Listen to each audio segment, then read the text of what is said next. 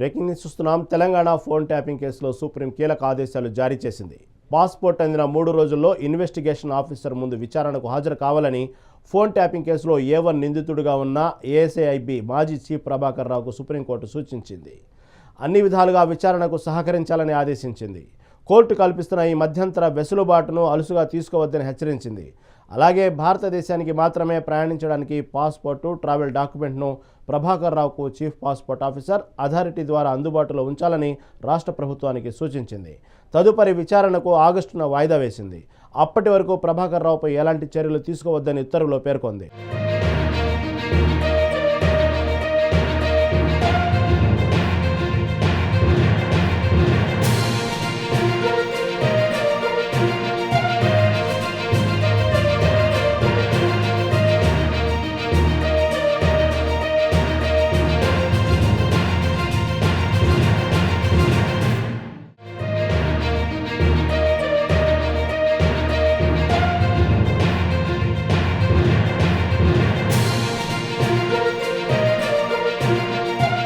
Telangana phone tapping కేసులో supreme కీలక ఆదేశాలు జారీ చేసింది. పాస్పోర్ట్ అందిన 3 రోజుల్లో ఇన్వెస్టిగేషన్ ఆఫీసర్ ముందు విచారణకు హాజరు కావాలని ఫోన్ ట్యాపింగ్ కేసులో A1 నిందితుడిగా ఉన్న ఎస్ఐబి మాజీ చీఫ్ ప్రభాకర్ రావుకు సుప్రీంకోర్టు సూచించింది.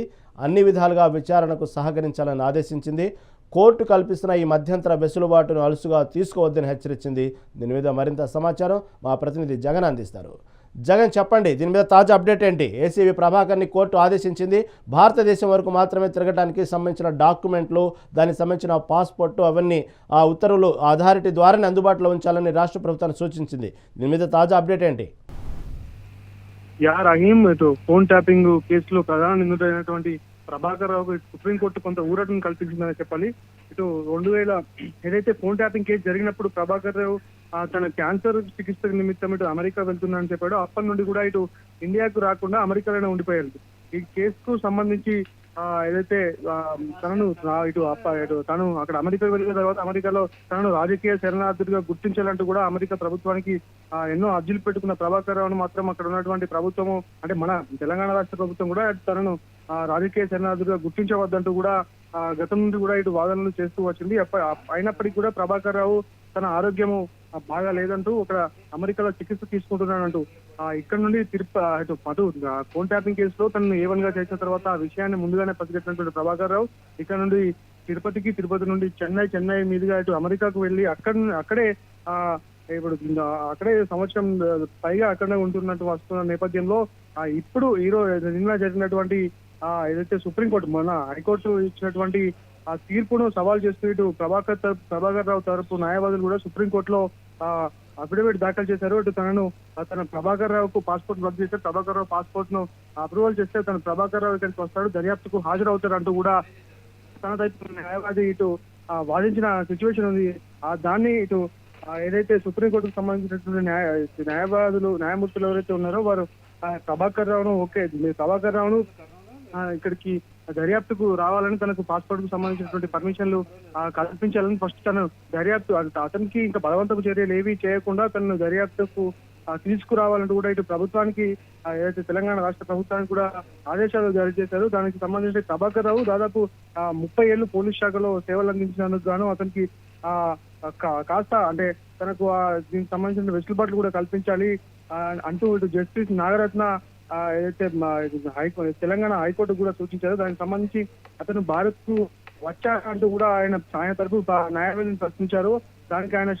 దానికి సంబంధించినటువంటి ఆయన న్యాయవాది ఏదైతే న్యాయవాది ఉందో ఆయన శేషాద్రి స్పందిస్తూ పాస్పోర్ట్ రద్దుతో రాలేకపోతున్నాడని, కోర్టు అనుమతిస్తే ఆయన దేశానికి వచ్చి విచారణకు హాజరవుతారంటూ కూడా ఆయన తెలిపారు. దానికి ఏదైతే తన తరపు ఏదైతే ప్రభాకర్ రావును రాజకీయ ఖర్చు సాధింపులోనే భాగంగా కొంతమంది నేతలు టార్గెట్ చేస్తున్నారని అప్పట్లో ప్రతిపక్ష నేతగా ఉన్నటువంటి వ్యక్తి ఇప్పుడు ముఖ్యమంత్రిగా ఉన్నాడు. ఆయన కావాలనే ఇటు ప్రభాకర్ రావును ఈ కేసులో ఇరికించే యత్నం చేస్తున్నాడు, రాజకీయ ఖర్చు సాధింపు చేస్తున్నాడు అంటూ కూడా ఇటు శేషాద్రి నాయుడు వెల్లడించారు. దానికి సంబంధించి ఇటు ప్రభుత్వం తరపున న్యాయవాదులు కూడా ఏదైతే తను ప్రభాకర్ రావు ఈ కేసులో ఉన్నటువంటి అందరు ముద్దాయిలాగా చూడకూడదు, ఆయన అప్పట్లో ఏదైతే ఎస్ఐబికి చీఫ్ గా ఉన్నాడు, ఆయన అండర్ లోనే ఈ ఫోన్ ట్యాపింగ్ అంతా కూడా జరిగింది కనుక అతన్ని A1 గా చూసినప్పుడు అతనే ముఖ్య కారకుడు ఈ ఫోన్ ట్యాపింగ్ కేసు కనుక అతన్ని అందరిలాగా చూడకూడదు అంటూ కూడా తెలిపారు. 2020లో ప్రభాకర్ రిటైర్ అయినప్పటికీ కూడా 2023 దాకా ఎస్ఐబి చీఫ్ గా బాధ్యతలు నిర్వహించాడు కనుక ఆ టైంలోనే ఏదైతే గత ప్రభుత్వానికి సంబంధించినటువంటి అధికారుల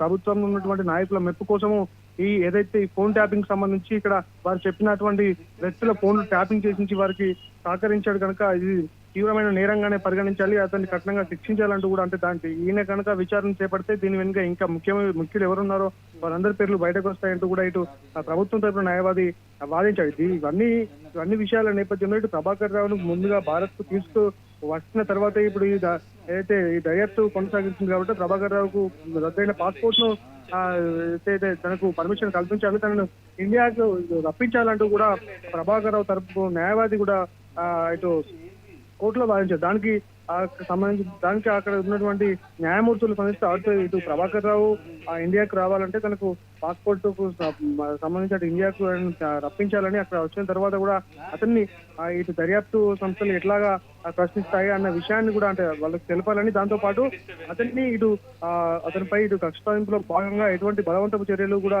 పాల్పడకూడదు అంటూ కూడా ఇటు ప్రభాకర్ రావుకు ఊరట కల్పించిన పరిస్థితి ఉంది. రహీం, ఇప్పుడు సుప్రీంకోర్టు ఇచ్చిన వెసులుబాటుని బట్టి భారతదేశానికి ఎస్ఐవి ప్రభాకర్ వచ్చే అవకాశం ఉందా? అటువంటి ఏమైనా తాజా అప్డేట్ మీ దగ్గర ఉందా? ప్రభాకర్ రావు గతం నుండి కూడా అయితే అమెరికాకు సంబంధించినటువంటి అధికారులతో తనను రాజకీయ శరణార్థులుగా గుర్తించాలంటూ వారికి సంబంధించి అనేక అర్జీలు పెట్టుకున్నప్పటికీ కూడా వారు స్పందించిన పరిస్థితి. తనను రాజకీయ శరణార్థులుగా గుర్తించలేని పక్షంలో అంటే తను అక్కడ ఉండడానికి ఇబ్బందిగా అయినటువంటి పరిస్థితుల్లో ఇటు భారతదేశానికి రావాలని చూస్తున్నారు. కాకపోతే ముందస్తు బెయిలు తనకు అమలు అవుతాయి, ఇటు భారత్కు రావాలని కూడా ప్రభాకర్ ఆలోచనలో ఉన్నట్టుగా మనకు తెలిసిందంటే ఇక్కడ అతను అనారోగ్య నేపథ్యంలో ముందస్తు బెయిల్ వస్తే ఇక్కడ చికిత్స తీసుకుంటూనే దర్యాప్తుకు సహకరిస్తానంటూ కూడా ప్రభాకర్ గతం నుంచి కూడా చెప్పాడు. కాకపోతే ముందస్తు బెయిల్ ఇస్తే సాక్ష్యాలను తారుమారు చేసేటువంటి అవకాశం ఉంది.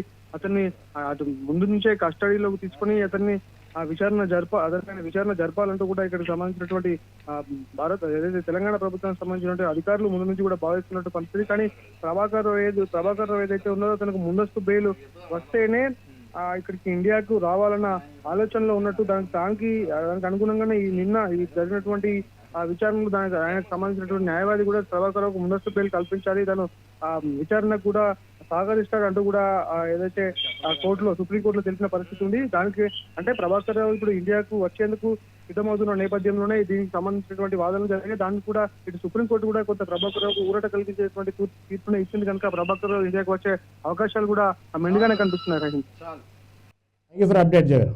రైట్.